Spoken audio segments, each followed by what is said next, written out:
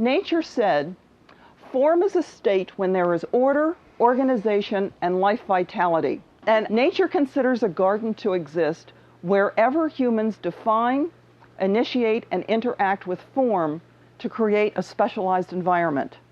Gardens do not exist in the wild, unless you consider the planet nature's garden, which it is. But in the wild on its own, a garden doesn't exist. You don't go out and find zucchini growing on a nature trail, unless somebody's dropped the seed. It simply doesn't happen. It is a man-made thing. It is as man-made as polyester. And polyester is nothing but oxygen, hydrogen, and carbon that has been put together in a special way. Oxygen is nature, hydrogen is nature, and carbon is nature. It's as much a part of nature as the zucchini, the squash, and the watermelon out there. It's just been put together. It's a garden, actually, polyester.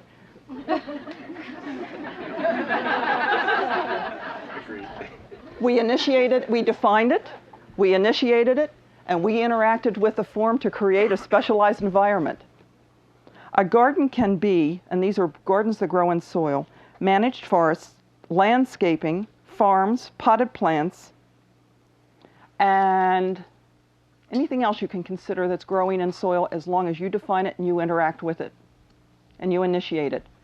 However, soilless gardens include waterways, the atmosphere, aquariums, livestock ranches, trout farms, a home, large and small businesses, individual offices within a business, a classroom, a college study program, a children's playground, an assembly line, a car, the human body, the space shuttle, a toxic waste dump, community landfills, parking lots, national parks, the New Jersey Turnpike, really, an AIDS research lab, a pharmaceutical research and development lab, athletic training programs, and a movie production company.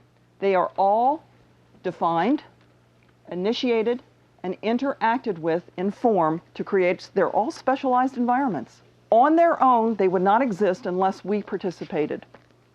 A teacher wrote me about asking nature to assist her. She asked nature to assist her in creating an atmosphere in her classroom for maximum learning and healing for the students she worked with and for herself. Period. She wanted an atmosphere for maximum learning and healing. It was to be in her classroom, nobody else's classroom, and it was to be for her students and herself. Nature's first directive to her was to concentrate on teaching the children how to ask for the things that are available to them in this teaching environment. Ask for what you want to learn.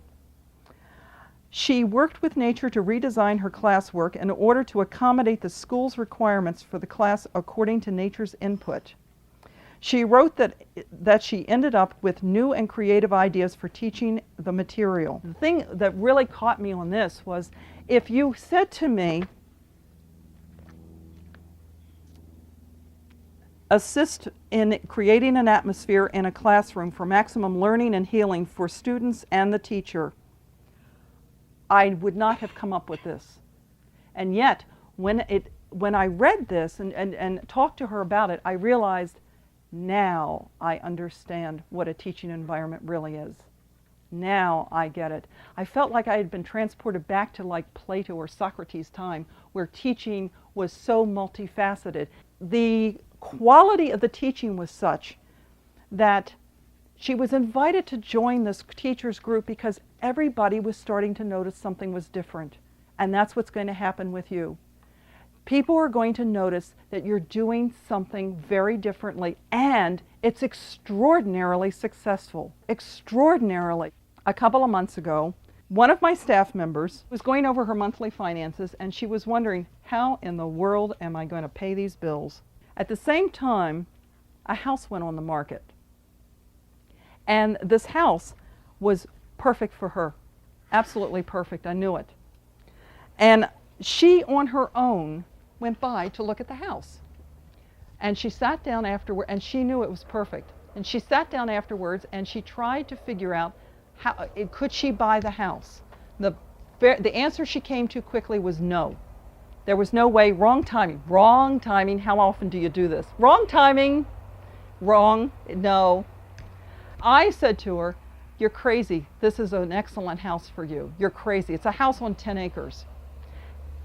Try for it. Go for it. Open the coning. Do something. Go for it.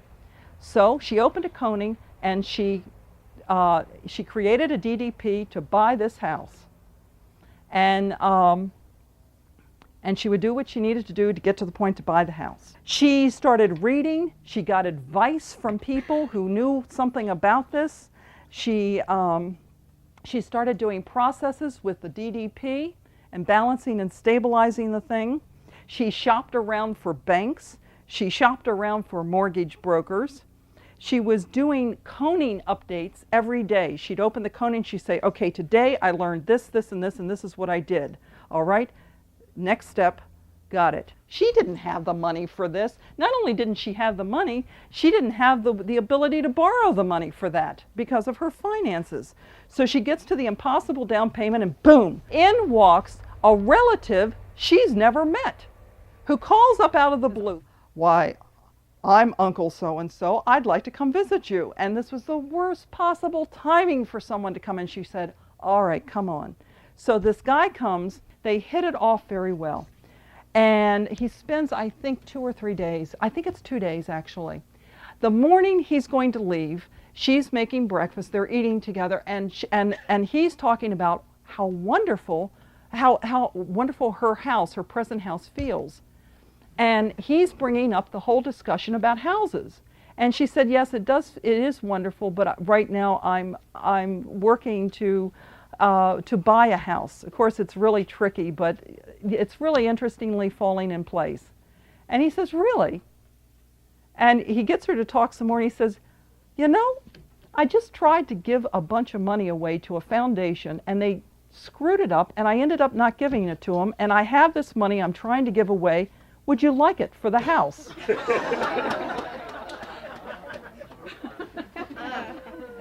And she can't believe it.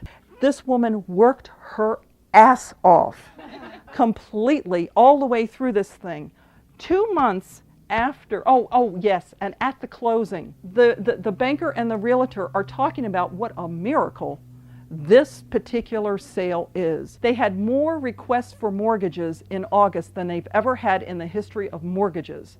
People who are running papers through are taking them home until 10 or 11 o'clock at night just to keep up with some semblance of what is happening. She put in her papers a week before the closing.